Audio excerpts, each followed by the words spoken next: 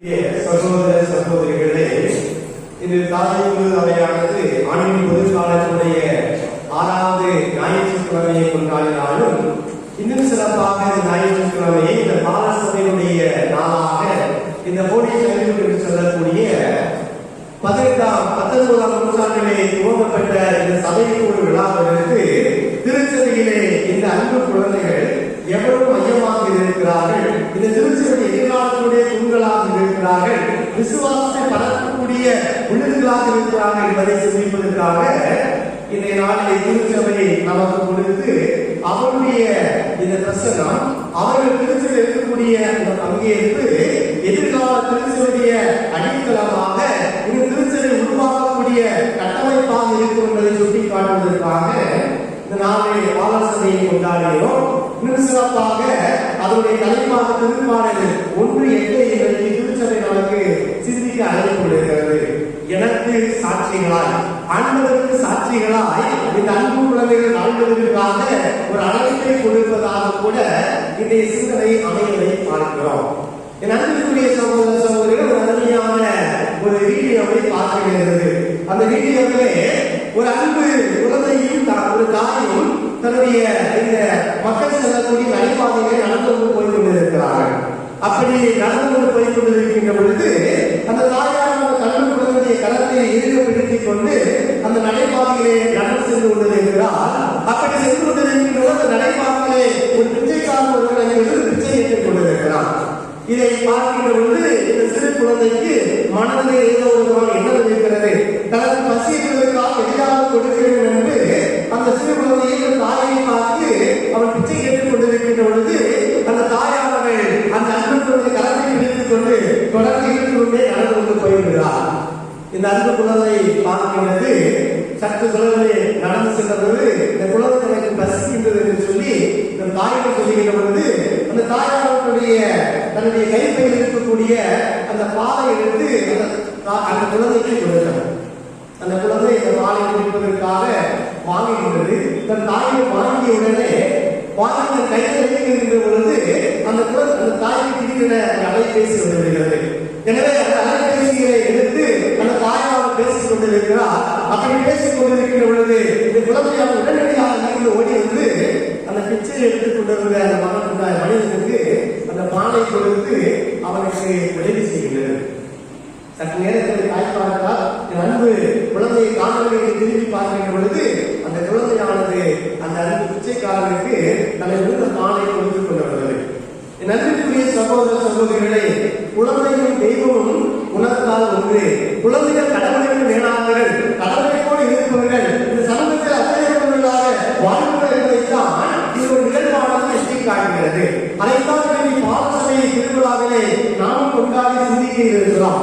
குழந்தைகள் இந்த சமூகத்திற்கு அக்கறையுள்ளவர்களாக, ஏழைகள் அக்கறையுள்ளவர்களாக வாழ்வதற்காக 19ஆம் நூற்றாண்டிலே சார்ல்ஸ் டேவிட் என்று சொல்லக்கூடிய பிரான்ஸ் நாட்டு ஆயரால் உருவாக்கப்பட்டதுதான் இந்த பாலசபை.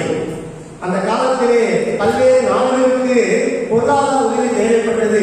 இன்னும் வளர்ந்து நாடுகளாக இருக்கக்கூடிய ஆப்பிரிக்கா போன்ற நாடுகளிலே இந்த குழந்தைகளுக்கு பல நிலையிலே பொருளாதார உதவிக்காக இந்த பிரான்ஸ் நாட்டில் இருக்கக்கூடிய ஆய்வுகளுக்காக கடிதம் வந்த பொழுது எப்படி இந்த பொருளாதாரத்தை சரி செய்வது, எப்படி பொருள் கொடுத்து இந்த வளரக்கூடிய நாடுகள் இன்னும் பஞ்சத்தால் பட்டினியால் வாழக்கூடிய நாடுகளுக்கு எப்படி உதவி செய்வது என்பதை சிந்தித்துக் கொண்டிருக்கின்ற பொழுது இந்த ஆயிரம் காசு சேர்த்து என்பதற்கு ஒரு புதிய சிந்தனை வருகிறது. இந்த பாலசபையில சபையை உருவாக்கி இதிலிருந்து வரக்கூடிய வருமானத்தை வைத்து இந்த குழந்தைகள் வழியாகவே இந்த வெளிநாட்டில் இருக்கக்கூடிய குழந்தைகளுக்கெல்லாம் பொருளுதவி கொடுத்து அவர்களும் வாழ்வதற்கு, அவர்களும் சமமாக வாழ்வதற்கு, சமூகத்திலே சமநிலை பெறுவதற்காக, அவர்களும் மாணவர்களாக மனிதர்களாக மதிக்கப்படுவதற்காக, மனித நேயத்தோடு மாணவர்கள் வாழ்வதற்காக எப்படி உதவி செய்யாமல் நினைத்துதான் இந்த பாலசபை என்ற சபையை 19ஆம் நூற்றாண்டிலே 1843ஆம் ஆண்டு அவர் உருவாக்கியதாக வரலாறு சொல்கிறது. அதை 8ஆம் போப்பு பயன் 9வது சொல்லக்கூடிய போப்பாண்டவர் உலகம் முழுவதிலே அங்கீகரிக்கக்கூடிய ஒரு சபையாக உருவாக்கி அன்றிலிருந்து இந்த உலகத்திற்கு பாலசபையாக உலக திருச்சபையிலே பல நாடுகளில் இந்த பாலசபையானது இன்றைக்கு நினைவு கொண்டிருக்கிறது. அதை ஒரு சில நாடுகளிலே ஹோலி சைல்ட்ஹுட் அசோசியேஷன் என்று சொல்கிறார்கள். ஒரு சில நாடுகளிலே மிஷனரி அசோசியேஷன் போட்டி செய்வது என்று சொல்கிறார்கள். MCA என்று சொல்லி பல நாடுகளிலே வித்தியாசமான பெயரோடு இருந்தாலும் அந்த நோக்கமானது குழந்தைகள் கடவுளை போல இறக்கம் கொண்டவர்களாக இருக்க குழந்தைகளுக்கு நச்சையில் இருக்கக்கூடிய பணியிலே ஒரு மாபெரும் பங்கு இருக்கின்றது என்பதை உணர்வதற்காக அவர்கள் நச்சையை அறிவிக்கக்கூடிய பணியிலே தான் இருக்கக்கூடிய சிறு சிறு சேமிப்புகளை கூட இந்த நச்சை அறிவிப்புக்காக பொருளுதவியாக கொடுத்து 7 நாட்கள் இருக்கக்கூடிய இந்த குழந்தைகளுக்கெல்லாம் தங்களால் முடிந்த உதவியை செய்வதற்காக உருவாக்கப்பட்டதுதான் இந்த பாலசபை என்ற இந்த சபை. அதைத்தான் என்ன செய்வோம், இந்த அன்பு குழந்தைகள் கொண்டாடி கொண்டிருக்கிறார்கள். ஒருவேளை அவர்களுக்கு என்ன செய்வாங்க தெரியாமல் நம்ம பெற்றோர்கள் என்ன செய்ய சொல்லிக் கொடுங்கள். இந்த பாலசபை என்பது என்ன, இது ஏதோ ஒரு விழாவுக்காக மட்டுமல்ல, அவர்கள் விண்ணப்பித்தோடு வாழ்வதற்காக, இயேசுவின் விருதுகளை கற்றுக்கொள்வதற்காக, இயேசுவை போல் எல்லோரையும் மாணவர்களாக மனித நேயத்தோடு அன்பு செய்வதற்காக, தங்கள் இருப்பதை இல்லாதவர்கள் பகிர்ந்து கொடுப்பதற்காக திருச்சபை அவர்களும் இயேசுடைய அந்த மாபெரும் அற்புத பணிகளிலே இறையாட்சி பணிகளை பங்கெடுப்பதற்காக திருச்சபை உருவாக்கிய இந்த சபை தான் இந்த பாலசபை திருச்சபை. அவர்கள் நற்செய்தியாளர்களாக பணி செய்வதற்காக தன்னுடைய செபத்தாலும் தன்னுடைய பொருளுதவியாலும் இங்கு இருக்கக்கூடிய இன்னும் ஏழை மக்களுக்கெல்லாம் தங்களால் முடிந்த உதவியை செய்வதற்காக உருவாக்கப்பட்டதுதான் இந்த பாலசபை. எனவே திருச்சபையிலே அவர்களும் பிறருக்காக செய்ய வேண்டும் என்ற எண்ணத்தை வளர்த்தெடுக்கக்கூடிய ஒரு ஆற்றல் இந்த சபை கொடுக்க வேண்டும். நன்றிக்குரிய சகோதர சகோதரி, அமெரிக்க தேசத்திலே நான் 6 ஆண்டுகள் வாழ்க்கை பொழுது இந்த அமெரிக்காவை அதிகமாக கொடுக்கக்கூடிய யாராக இருந்தார் என்று சொன்னால் வயதானவர்கள். ஏன்னா அவர்களெல்லாம் 50 ஆண்டுகள் 60 ஆண்டுகள் கத்தோலிக்க திருச்சபையிலே வாழ்ந்தவர்கள். அவர்களெல்லாம் வந்த பொழுது திருச்சபைக்கு கொடுக்க வேண்டும் என்ற எண்ணத்தோடு பல நிலங்களையும் பொருட்களையும் பணங்களையெல்லாம் கொடுத்து பிற வாழ்க்கையுடைய எண்ணத்தை கொண்டவர்களாக வாழ்ந்தார்கள். ஆனால் வரக்கூடிய இங்கு இருக்கக்கூடிய அந்த இளம் தலைவர்களை பார்க்கின்ற பொழுது திருச்சபை எதை பெற்றுக்கொள்ளலாம் என்ற எண்ணம் இருக்கிறதே தவிர திருச்சபைக்கு நான் எதை கொடுக்க வேண்டும், திருச்சபைக்கு என்னால் முடிந்ததை கொடுத்து பிற வாழ்க்கைக்காக எதை கொடுக்கிற எண்ணமானது இன்னைக்கு சொல்லிக் கொண்டே இருப்பதை பார்க்க முடியாது. இன்னைக்கு நான் என்னுடைய குடும்பம், என்னுடைய வாழ்வு, என்னுடைய பிள்ளைகள், என்னுடைய மனைவி என்ற ஒரு குறுகிய மனப்பான்மை இன்னைக்கு கத்தோலிக்க திருச்சபையிலே தொடர்ந்து பரவி கொண்டிருப்பதை பார்க்கிறோம். ஒரு விதமான சுயநல போக்கு இன்னைக்கு சமூகத்திலே அதிகமாக நம்மை ஆட்டி படைப்பதை பார்க்கிறோம். பிறர் எப்படி இருந்தால் என்ன, என்னுடைய வாழ்க்கை நலமாக இருந்தால் போதும், என் கணவன், என்னுடைய மனைவி, என்னுடைய குழந்தைகள் என்ற ஒரு விதமான குறுகிய மனநிலை இன்னைக்கு சமூகத்தில் இருப்பதை பார்க்கிறோம். அப்படிப்பட்ட சூழ்நிலை தான் திருச்சபை இந்த பாலசபையை கொண்டாட அழைக்கப்படுகிறது.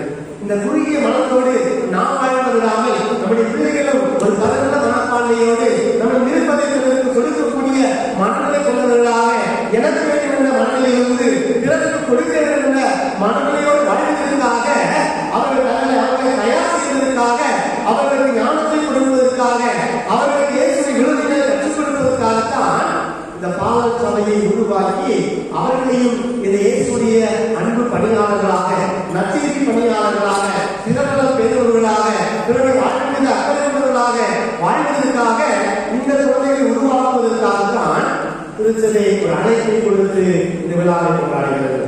இது அர்த்தமற்ற பொருளற்ற ஒரு விழா அல்ல. இது மலைகளுடைய மையமாக இருக்கிறது, மலைகளுடைய மையமாக இருக்கிறது. இவரெல்லாம் மலைநடப்பாளர்களாக, நற்செய்தியாளர்களை உருவாக்குவதற்கு ஒரு அடித்தளமாக கூட இருக்கிறது என்பதை சொல்லலாம். ஆமனுக்குரிய சகோதர சகோதரிகளை அப்படி எல்லோரும் சமமாக நடத்துவதற்காக, சமமாக பாதிப்பதற்காக, எல்லோரும் அன்பு காட்டுவதற்குத்தான் இந்த பாலசபை விழாவை திருச்சபை கொண்டாடுகிறது. அதைத்தான் இந்த நற்செய்தியும் ஆழமாக சுட்டி காட்டுகிறது.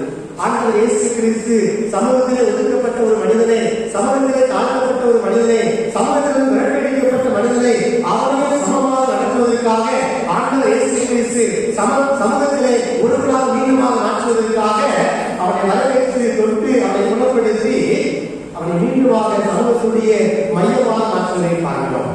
என் அன்புக்குரிய சகோதர சகோதரர்களே, இன்றைக்கு சமூகத்தில் அதுதான் மறைத்து கொண்டிருக்கிறது. இன்றைக்கு மனிதர்கள் தங்களை மையப்படுத்துகின்ற பொழுது பிறரை சமூகத்திலிருந்து விரட்டடிக்கக்கூடிய சூழ்நிலையை பார்க்கிறோம். ஜாதி மத பேதங்களால் ஒரு மனிதர் வெறுக்கக்கூடிய மனநிலையை பார்க்கிறோம். யார் எப்படி இருந்தால் என்ற மனநிலையோடு ஒரு மனிதரை விலகி பார்க்கக்கூடிய, வெறுப்போடு பார்க்கக்கூடிய மனநிலையை இந்த சமூகத்திலே பார்த்துக் கொண்டிருக்கிறோம். அது அன்றைய காலகட்டமும் அப்படித்தான் நடந்தது. முதல் வாசகத்தில் மிக அருமையாக வாசிக்க வாசிக்க கேட்டோம். ஆரோன் அங்கு இருக்கக்கூடிய தொழுநோயாளர்களை பார்த்து இந்த சமூகத்தை விட்டு அவர்கள் வெளியே இருக்க வேண்டும் என்று சொல்லி கட்டளை பிறப்பித்து அங்கு இருக்கக்கூடிய மனிதர்கள் எல்லாம் தொழுநோயால் பாதிக்கப்பட்ட மனிதர்கள் எல்லாம் சமூகத்திலிருந்து விரட்டுவதை பார்க்கிறோம். அதே ஆண்டவர் இயேசு கிறிஸ்து புதிய சிந்தனை கொண்டவராக, மாற்று சிந்தனை கொண்டவராக, சமூகத்தை புரட்டி போடுபவராக அங்கு இருக்கக்கூடிய தொழுநோயாளர்களை அழைத்து அவனை தொட்டு குணப்படுத்தி இந்த சமூகத்தில் நீங்களுடைய குடும்பத்தோடு உன் சமூகத்தோடு வாழ்கிறவனை சமூகத்திலே அனுப்பி வைப்பதை பார்க்கிறோம். கண்ணுக்கு கண் பல்லுக்கு பல் என்று சொல்லக்கூடிய சமூகத்திலே அன்னை இருக்கிற ஆண்டவர் இயேசு கிறிஸ்து புறக்கணிக்கப்பட வேண்டும் என்று சொல்லக்கூடிய சமூகத்திலிருந்து எல்லோரும் ஒன்று சேர்க்க வேண்டும் என்ற ஒரு புதிய கொள்கையை கொடுத்தவர் ஆண்டவர் இயேசு கிறிஸ்து.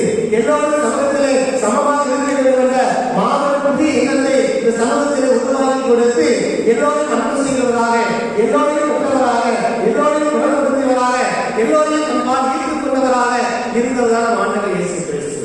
அதைத்தான் இன்னைக்கு நற்செய்தி அருமையாக வாசிக்க கேட்டோம். எல்லோரும் இந்த சமூகத்திலே சமமாக இருக்க வேண்டும், எல்லோரும் சமூகத்தினுடைய மையமாக வாழ வேண்டும். யாருமே எதனை அடிப்படையாக கூட வைத்து சாதி மத வேறு நோய்களை கூட வைத்து இந்த சமூகத்தில் புறக்கணிக்கப்படக்கூடாது என்ற மனநிலையை ஆண்டவர் இயேசு கிறிஸ்து அங்கு இருக்கக்கூடிய மக்களுக்கு சுட்டிக்காட்டுவதைத்தான் நற்செய்தியாக மார்க் நற்செய்தியை வாசிக்க கேட்டோம். கொரோனா வந்தது. கொரோனா என்ன செஞ்சோம்? பலரும் இருநாள் செஞ்சோம், ஓடி ஒழிந்து கொண்டோம். யார் இருமுன்னா துறையே இல்லை இல்லையா? எப்படி செஞ்சோம்? பல பஸ்ல போனோம், ஒரு ஈவிட்டாக பேசுவோம், பக்கத்துல நிக்க கூடாது, தள்ளி போயிடும் நினைப்போம். ஏதாவது இருந்தோம்னா பக்கத்துல யாராவது ஈவிட்டு இருந்தாங்கன்னா சரி நம்ம பக்கத்திலே போயிடக்கூடாது, நமக்கு நோய் வந்துவிடும் என்று நாம் இப்படியெல்லாம் பல நேரங்களில் நம்மை பின்வாங்கி இருக்கிறோம், நம்மை தனிமைப்படுத்தி இருக்கிறோம். நீங்க நினைத்துதான் உங்களுக்கே ஒரு வேலை நினைச்சிருக்கலாம், இருமும் நம்ம பார்த்து நினைச்சிருக்கலாம், பட்சம் ஓடி போயிருக்கோம். ஒருவேளை எங்களுக்கு காய்ச்சல் ஓட்டம் வந்துருமோ, ஒருவேளை சரி நம்மளை பிடிச்சிருமோ, நமக்கு நோய் வந்துருமோ. இதை போல 2000 ஆண்டுகளுக்கு முன்பாக குருநோயாளர்கள் அப்படித்தான் நினைத்திருப்பார்கள். நம்ம இந்த சமூகம் ஒதுக்கி வைத்திருக்கிறதே, நம்மை உலகிலிருந்து பாதுகாக்கிறதே, நம்மை விட்டு ஓடி ஒழுகிறார்களே, நம்மை மனிதர்களாக, சாமானிய மனிதர்களாக இந்த சமூகத்தில் ஒருவராக என்னையெல்லாம் ஏற்றுக்கொள்ளவில்லையே, என்னுடைய குடும்பமும் சமூகமும் என்னை இருக்கக்கூடிய திருச்சபை மனிதர்களும் கூட எங்களெல்லாம் புறக்கணித்தவர்களாக பார்த்தாங்க என்ற மனநிலையோடு தான் அந்த குருநோயாளர்கள் கூட அந்த மனிதனை இயேசு அவர் அழைக்கிறார். அழைக்கின்ற பொழுது அவர் நீ நலமனை விரும்புகிறாயா என்று கேட்கின்ற பொழுது ஆண்டவர் இயேசு கிறிஸ்து விரும்புகிறேன் என்று முதல் வார்த்தை சொல்கிறார். இந்த சமூகத்தில் எல்லோரும் ஒன்றாக இருக்க வேண்டும் என்றால் நீங்கள் நான் விரும்ப வேண்டும், எல்லோரும் சமமாக இருக்க வேண்டும் என்ற விருப்பம் முதலாளமாக இருக்க வேண்டும், எல்லோரும் ஏற்றுக்கொள்ளக்கூடிய அந்த விருப்பம் இருக்க வேண்டும். ஆண்டவர் இயேசுவின் அந்த விருப்பம் இருந்தது. நான் விரும்புகிறேன் என்று சொல்லி ஆண்டவர் இயேசு கிறிஸ்து அவனை அங்கே தொடுவதாக பார்க்கிறோம். தொடுவதற்கு முன்பாக அவருடைய மனதிலேயே ஒரு விருப்பம் இருந்தது, எல்லோரும் ஏற்றுக்கொள்ள வேண்டும் என்ற விருப்பம் இருந்தது, எல்லோரையும் சமமாக பார்க்க வேண்டும் என்ற விருப்பம் இருந்தது, அவனை நலப்படுத்த வேண்டும் என்ற விருப்பம் இருந்தது, அவனையும் சமூகத்திலே மையமாக மாற்ற வேண்டும் என்ற விருப்பம் இருந்தது. புறக்கணிக்கப்பட்ட அவனையும் சமூகத்திலே முக்கியமான மனிதராக எல்லோரையும் போல ஒரு மாநிலத்திற்கு மதிப்பு பெற்ற மனிதனாக வாழ்வதற்காக அவனை உருவாக்க வேண்டும் என்ற எண்ணம் ஆண்டவர் இயேசு இருக்கிறது. இன்னைக்கு நம்ம சமூகத்திலே விருப்பம் இருக்கிறதா? எல்லோரும் ஏற்றுக்கொள்ளக்கூடிய விருப்பம் இருக்கிறதா என்று சிந்தித்து பார்க்க வேண்டும். வெளியில ஒன்று பேசுவோம், நம்ம மனசுக்குள்ள ஒன்று செய்யும், வெளியில நல்லவங்களை கூட பேசிக்கிட்டு இருப்போம், நம்ம மனசுக்குள்ள சாதி வேறுபாடுகளோ மத வேறுபாடுகளோ பல்வேறு ஏற்றத்தாழ்வுகளை மனதுக்குள்ளே வைத்துக் கொண்டு ஒரு மற்றதை பார்க்கின்ற பொழுது செய்வோம், அப்படியே வெளியில சிரித்துக் கொண்டு மனதுக்குள்ளே தவறான எண்ணங்களோடு கூட பிரிவினை எண்ணங்களோடு கூட நாம் வாழ்ந்து கொண்டிருக்கலாம். இன்றைக்கு விரும்புகிறோமா என்று சிரித்து பார்க்க வேண்டும். குழந்தைகள் கடவுளை போன்றவர்கள். இந்த குழந்தைகள் எல்லோரையும் சமமாக ஏற்றுக்கொள்ள வேண்டும் என்றால் இந்த குழந்தைகள் வழிநடத்தக்கூடிய பெற்றோர்களாக இருக்கக்கூடிய பெரியவர்களாக இருக்கக்கூடிய நாம் எப்படி இந்த சமூகத்தை பார்க்கிறோம், நாம் எப்படி நம்முடைய விருப்பத்தை இந்த சமூகத்துக்கு தெரிவிக்கிறோம், நாம் எப்படி நம்ம விருப்பத்தை நம் பிள்ளைகளுக்கு கற்றுக் கொடுக்கிறோம், எல்லோரையும் சமமாக ஏற்றுக்கொள்ளக்கூடிய விருப்பத்தை எனக்கு மட்டுமல்ல என் பிள்ளைகளுக்கு எப்படி நான் கற்றுக் கொடுக்க என்பதை சிந்தித்து பார்க்க வேண்டும். இன்னைக்கு பல நிலைகள்ல நம்ம பிள்ளைங்க வெளியில விளையாடி இருப்பாங்க, ஏன் அந்த வீட்டுக்கு போற, ஏன் இந்த வீட்டுக்கு போற, ஏன் அவனோட சேர, ஏன் இவனோட சேர, என்ன செய்வோம்?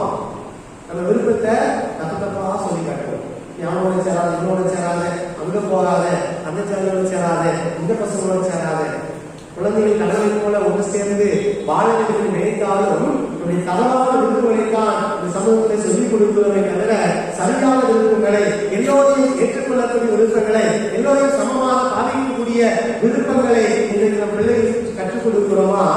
முதலாவதாக சிந்தித்து பார்க்க வேண்டும்.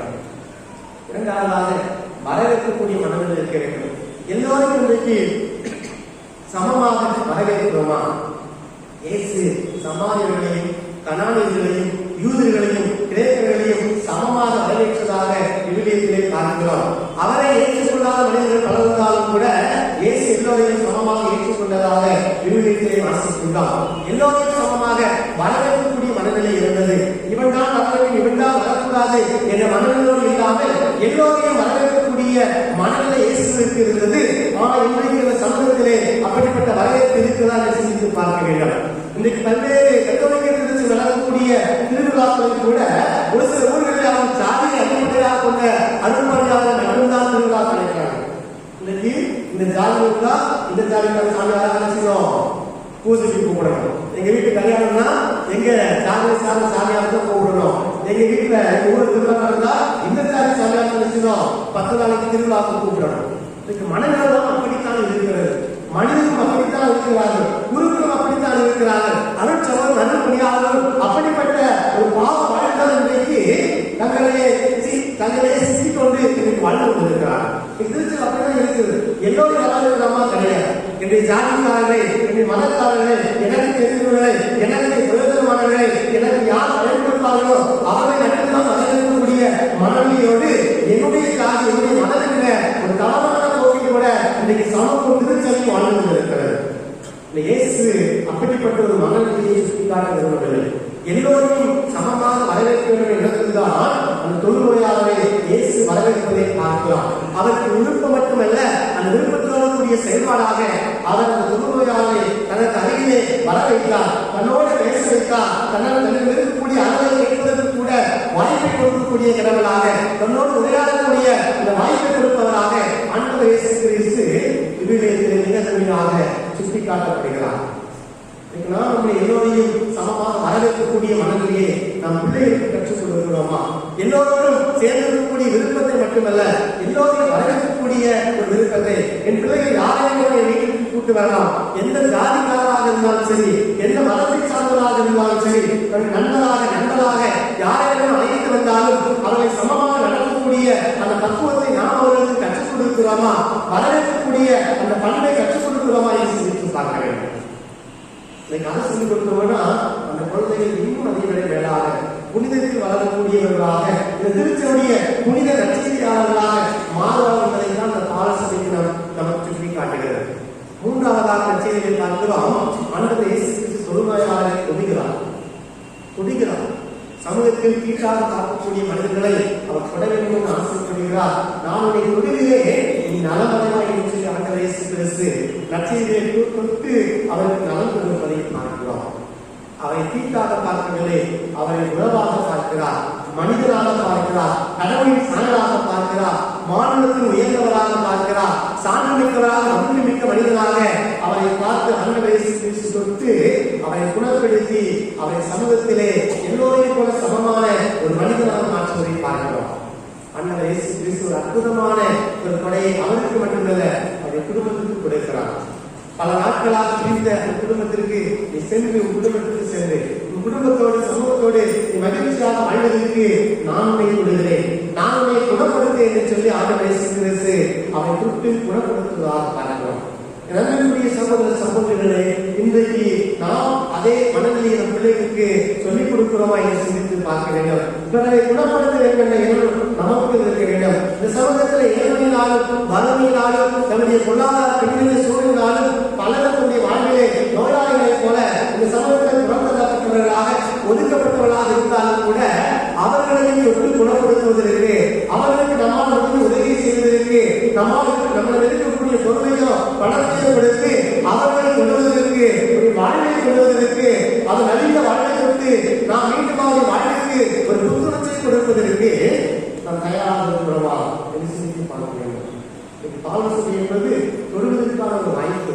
நம்மை மட்டுமல்ல, நம்மோடு வாழக்கூடிய பிற நாடுகளில் வாழக்கூடிய குழந்தைகளை கூட அவருடைய வாழ்வை கூட தொழுவதற்காக நம்மை இருக்கக்கூடிய சிறு சிறு பொருளுதவிகளை கொடுத்து அவர்களுடைய வாழ்க்கைக்கு அவருடைய வாழ்வை வளமையாக மாற்றுவதற்காகத்தான் திருச்சபை பாலசபையை கொண்டாடுகிறது. சமத்துவத்திலே உருவாக்குவதற்காக, சமூகத்திலே எல்லோரும் சமமாக அடைவதற்காக இந்த சமூகத்திலே நம்மை போல பிறந்தவர்கள் வாழ்வாதாரத்துக்கு வழியில்லாமல் இருக்கின்ற பொழுது இருப்பதை அவர்களுக்கு கொடுத்து அவர்கள் நம்மை போல வாழ்வதற்கு வழி செய்வதற்காக தான் இந்த பாலசபை திருச்சபை இன்றைக்கு கொண்டாட அழைக்கப்படுகிறது. அன்புக்குரிய சகோதர சகோதரர்களே, அந்த மனநிலையை சிந்தித்து பார்ப்போம். ஆண்டவர் இயேசு கிறிஸ்து சமூகத்தில் பிறந்ததைய மனிதர்களை பார்த்து அவர் சமூகத்தில் சமமாக நடந்துவிட அவர் விரும்புகிறார் இருந்தார். விரும்புவதோடு மட்டுமல்ல, அந்த விருப்பத்தை வெளிப்படுத்தும் விதமாக அவரை வரவேற்கக்கூடிய ஆண்டவர் இயேசு கிறிஸ்துவாக தன்னையே வெளிப்படுத்தினார். வரவேற்பதோடு மட்டுமல்லாமல் அவரை தொட்டு குணப்படுத்தி இந்த சமூகத்திலே சமநிலை அடைவதற்காக, சமத்துவம் வருவதற்காக, மனிதனுடைய அந்த மேலையை அடைவதற்காக தொட்டு குணப்படுத்தி அவர்களின் சமூகத்திலே சமமான மனிதர்களாக மாற்றினார். அப்படிப்பட்ட ஒரு எண்ணத்தை நம்முடைய பிள்ளைகளுக்கு கொடுக்க வேண்டும். குழந்தையும் தெய்வமும் குணத்தால் ஒன்று. அந்த கடவுளுடைய குணத்தை இந்த நம்முடைய அன்பு குழந்தைகள் பெறுவதற்கு இந்த பாலசபையை பெற்று அவர்கள் மட்டுமல்ல உலகில் நட்சியில் இருக்கக்கூடிய ஒரு மாதம் புனிதர்களாக, திருச்சபை அருள்பணியாளர்களாக, மாற்று சிந்தனை கொண்டவர்களாக, இயேசுடைய புரட்சி சிந்தனையை தன்னுடைய வாழ்விலே விதைத்து அதையே வாழ்வாக மாற்றக்கூடியவர்களாக இந்த சமூகத்திலே வாழ்ந்து அவர்களும் இயேசுவை போல இந்த இறைவனசு பணியை இந்த சமூகத்திலே செய்கிற, எல்லோரையும் இந்த சமூகத்தில் மையமாக மாற்றிட, எல்லோரையும் சமமாக நடத்திட, எல்லோருக்கும் சம உரிமை கொடுக்கக்கூடிய அன்பு குழந்தைகளாக வளர்ந்திட தேவையான நல்ல உள்ளத்தை, நல்ல மனதை, இயேசுவை விழுமைகளை இன்றைக்கு விதைப்பதற்கு பெற்றோர்களாகி நீங்களும் நானும் முயற்சி எடுப்போம். நாம் எடுக்கக்கூடிய முயற்சி இந்த பிள்ளைகளை உருவாக்கும். அவர்களை கண்டிப்பாக ஒரு புனித வழியை வழிநடத்தி செல்லும். அவர்களையும் திருச்சனுடைய அற்புதமான பணியாளர்களாக, அன்பு பணியாளர்களாக, நற்செய்தி பணியாளர்களாக, இயேசுவின் தூதர்களாக மாற்றுவதிலே எந்த விதமான சந்தேகம் இல்லை. நன்றிக்குரிய பெற்றோர்களே, நீங்கள் அதை அதிகமாக சிந்தித்து இது பாலசபையாக இருந்தாலும் கூட இந்த பாலர்களை, இந்த குழந்தைகளை உருவாக்கக்கூடிய மாபெரும் கடமை பெற்றோர்களாக உங்களுக்கு எனக்கு வருகிறது. ஞானசபை கொள்கின்ற பொழுது இந்த பங்குசபை ஒரு கேள்வி கேட்பாங்க. இந்த அன்பு குழந்தைகளே ஞானத்திலும் கத்தோலிக்க கிறிஸ்தவ நெறிமுறைப்படியும் பெற்றோர்களே, ஞான பெற்றோர்களே நீங்க வளர்த்து இருக்கிறீர்களா அப்படின்னு ஒரு சத்தியம் அவர் கேட்டிருப்பாரு. நீங்கெல்லாம் தெரிஞ்சோ தெரியாமல ஆவணம் செஞ்சீங்க சொல்லியிருப்பீங்க. இன்னைக்கான சத்தியம் கிடைக்கும் பாருங்க. திருச்சபைக்கு முன்பாக, திருப்பணியாளருக்கு முன்பாக ஒரு சத்திய வாக்குறுதியை கொடுத்தீர்கள். என் பிள்ளைகளை கத்தோலிக்க நெறியிலே வளர்த்து வச்சிருக்கிறீர்கள். கத்தோலிக்க பள்ளிக்கூடம் போட்டீங்களா? தெரியாது இல்லையா? ஆலயத்துக்கு அழைக்கிறீர்களா? தெரியாது. புதுநிலை வாழ்வதற்காக உங்கள் பிள்ளைகளை தயாரிக்கிறீர்களா? தெரியாது. உறுதி புசு வாழ்வதற்காக உங்கள் பிள்ளைகளை உற்சாகப்படுத்துகிறீர்களா? தெரியாது. திருமண காரியம் இந்த ஆலயத்தை நடைபெறுவதற்காக என் பிள்ளைகளுடைய திருமணம் கத்தோலிக்க திருச்சினால் நடக்க வேண்டும் என்ற எண்ணத்தோடு உங்கள் பிள்ளைகளுக்கு மணமகளையோ மணமகளையோ ஒரு கத்தோலிக்க திருச்சி நீங்க கேட்கிறீங்களா? தெரியாது. எல்லாம் என்ன பார்க்கணும்? நல்ல வேலை பார்த்தா எந்த சபையாக இருந்தாலும் சரி, எந்த இந்துவாக இருந்தாலும் சரி, எந்த மனமாக இருந்தாலும் சரி, என் பிள்ளையை கல்யாணம் வச்சிருக்கணும். அப்ப நம்ம கொடுத்த வாக்குறுதினா காத்தோட காத்தா அன்னைக்கே போயிருக்கு. அதனால பாலகத்தில் ஒரு காலம் வாங்க மாட்டாங்க. அம்மா அப்பா பிள்ளைய சொல்லிக் கொடுத்த அந்த கொடுத்த வாக்குறுதிகளை காப்பாற்றினா தான் பிள்ளைகள் விஷயம். அவங்க கொடுத்த வாக்குறுதியை காப்பாற்றுவாங்க. நம்ம பெற்றோர்கள் என்ன செய்யல, கணவனுக்கு கொடுத்த வாக்குறுதியை காப்பாற்றல, திருச்செவி கொடுக்கக்கூடிய வாக்குறுதியை காப்பாற்றல. அது நான் நம்ம பிள்ளைகள் சேர்ந்தாக நான் கத்தோலிக்க திருச்செவி கொடுத்த வாக்குறுதியை காப்பாற்றல. ஆனா பிள்ளைகளை எப்படி காப்பாற்றுவாங்க? ஒரு காலம் காப்பாற்ற மாட்டாங்க. நம்மகிட்ட தானே கற்றுக்குவாங்க. என்ன தாயை போல பிள்ளை, நூலை போல சேலை. அப்பா அப்பா அம்மா அம்மாவை தான் பிள்ளைகள் இருக்கும். இன்னைக்கு பிள்ளைகள் வளர்ற விசுவாசத்துல ஒருவேளை அம்மாவோட விசுவாசம் கொஞ்சம் கேள்வி கேட்டு பார்க்கணும்.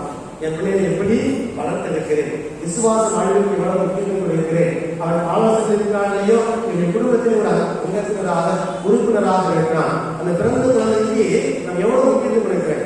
நிறைய பேர் நினைச்சாங்க, என் பிள்ளை டியூஷன் போகணும், அங்க போகணும், இங்க போகணும், அந்த கோயிலுக்கு என் பிள்ளையால வர முடியாது அப்படிதான் போக சொல்றாங்க. எல்லா வேலையும் கூட்டு போவாங்க, ஊர் வளர்ந்தாலும் கூட்டு போவாங்க, டூர் கூட்டு போவாங்க, டியூஷன் கூட்டு போவாங்க, டியூஷன் சாயந்தரம் டியூஷன், அந்த ஞாயிற்றுக்கிழமை ஒரே ஒரு நாள் கூட்டம்னா கூட்ட வர முடியும். அப்படின்னா ரொம்ப பிஸியா இருப்பாங்க. சொல்லுவாங்க, இப்ப ரொம்ப பிஸியா இருக்கு, என் பிள்ளை ஒரு நாள் லீவ் சாமி, அது ஏற்கனவே சாமி, அது பாவம் தினத்துல என்ன செய்ய அவன் எழுதிச்சு போறான். அப்ப அந்த பிள்ளை நான் உங்களுக்கு கட்சியை கொடுக்காரு. அப்படிதான் என்ன விசுவாசம் உங்களுக்கு கல்வி ஊற்றி இல்லை நாலு ஊர் என்ன செய்யும். நீங்க கோயிலுக்கு வரா அவங்க எல்லாம் உத்தியோகத்துக்கு கொண்டு போயிடும். அப்படிதானே? நீங்க கோயிலுக்கு கூட்டு வரா உங்க பிள்ளை அவங்க எல்லாம் என்ன செய்யும், உத்தியோகத்துக்கு கொண்டு போய் கொஞ்ச நாள் உங்களால அங்கே சேர்ந்து விட்டோம். நீங்க சேர்க்காட்டு என்ன செய்யும், உங்க பிள்ளை அவங்க எல்லாம் உத்தியோகத்துக்கு கொஞ்ச நாள் சீக்கிரமா சேர்க்கணும். இன்னைக்கு அப்படித்தான் எதிர்காலம் இருக்கப்படுகிறது.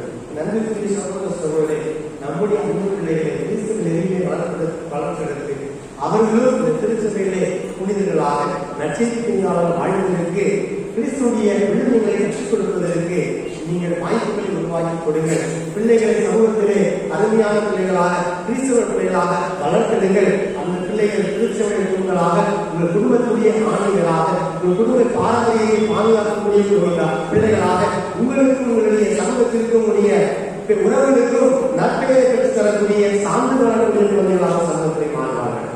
அப்படிப்பட்ட குழந்தைகளாக வாழ இந்த நாளில் சிறப்பாக அவர்களுக்காக ஜெபிப்போம். அவரை உருவாக்கக்கூடிய பெற்றோர்களுக்காக, திருச்சபையுடைய பணியாளர்களுக்காக, ஞான பெற்றோர்களுக்காக ஜெபித்து இந்த குழந்தைகள் திருச்சபையுடைய புனிதர்களாக மாற, அருள் பணியாளராக மாற, அவர்களும் தன்னுடைய அழைப்பை பெற, அவர்களும் இயேசுவால் விடப்பட சிறப்பாக திருப்பணிகளை தொடர்ந்து ஜெபிப்போம்.